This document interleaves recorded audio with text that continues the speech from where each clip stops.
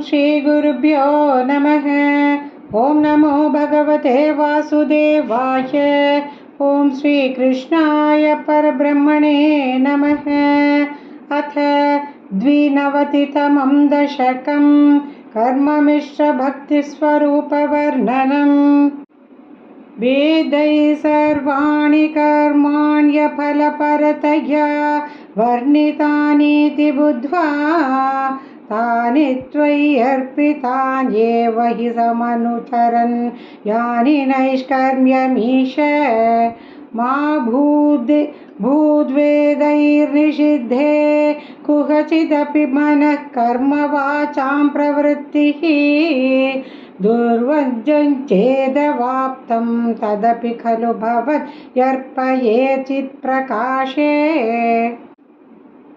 यस्त्वन्यः कर्मयोगस्तव भजनमयस्तत्र चाभीष्टमूर्तिं हृद्यां सर्वैकरूपां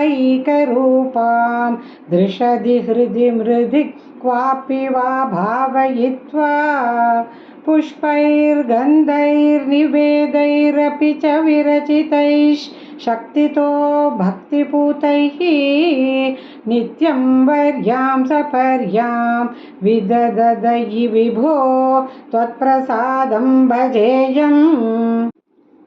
श्रीशूद्रास्त्वत्कथादिश्रवणविहरहिता आसतां ते दयार्हाः त्वत्पादासन्नयातान् द्विजकुलजनुषो हन्त शोचाम्यशान्तान्। प्रीत्यर्थं ते यजन्तो बहुकथितमपि त्वामनाकर्ण्ययन्तः दृप्ता विद्याभिजात्यैः किमु न विदधते तादृशं मा कृथा माम्। पापोऽयं कृष्णरामेत्यभिलपति निजं गूहितुं दुश्चरित्रं निर्लज्जस्यास्य वाचा बहुतरकथनी यानि मे विघ्नितानि। घ्राता मे वन्द्यशीलो भजति किल सदा विष्णुमित्थं बुधास्ते निन्दस्त्युच्चैर्हसन्ति त्वयि निहितमतिं तादृशं मा कृथा माम्। श्वेतच्छायं कृते त्वां मुनिवरवपुषं प्रीणयन्ते तपोभिः त्रेतायां सृक्सृक्वाधिङ्किततमरुणतनुं यज्ञरूपं यजन्ते सेवन्ते तन्त्रमार्गैर्विलसदरिगदं द्वापरे श्यामलाङ्गं नीलं सङ्कीर्तनाद्यैरिह कलिसमये मानुषास्त्वां भजन्ते। सोऽयं कालेयकालो जयति मुररिपो यत्र सङ्कीर्तनाद्यैः निर्यत्नैरेव मार्गैरखिलदनचिरा त्वत्प्रसादं भजन्ते। जातास्त्रेता कृतादावपि हि किल कलौ सम्भवं कामयन्ते दैवात् तत्रैव जातान् विषरसैर्मा विभो वञ्चयास्मान्। भक्तास्तावल्कलौ स्युर्द्रमिलभुवि ततो भूरिशास्तत्र चोच्चैः कावेरीं ताम्रपर्णी मनुखिल कृतमालां च पुण्यां प्रतीचीम्। हा मामप्येतदन्तर्भवमपि च विभो किञ्चिदञ्चद्रसन्तोय्याशापाशैर्निबध्य भ्रमयन् भगवन् पूरयत्वन्निषेवाम्।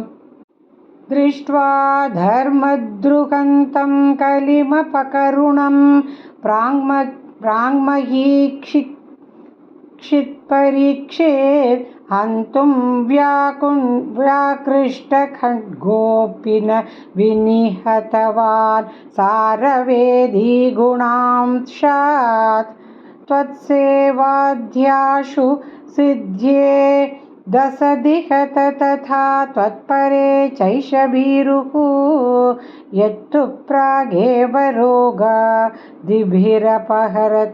तत्र शिक्षयैनम् गङ्गा गीता च गायत्री अपि च तुलसिका गोपिका चन्दनन्तते सालग्रामाभिपूजां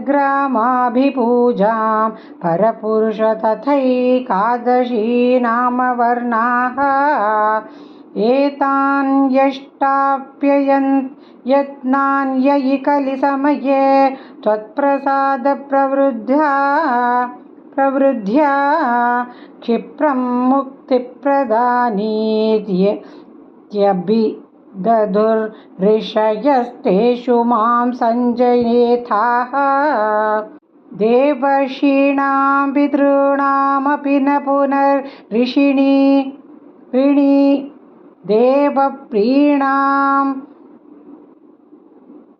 देवर्षीणां पितॄणामपि न पुनरिणी किङ्करो वासभूमन् योऽसौ सर्वात्मना त्वां शरणमुपगतः सर्वकृत्यानि हित्वा तस्योत्पन्नं विकर्माप्यखिलमपनुदस्येव चित्तस्थितस्त्वं तन्मे पापोत्थतापान् पवनपुरपते रुन्धि भक्तिं प्रणीयाः नारायणाखिलगुरो भगवन्नमस्ते नारायणाखिलगुरो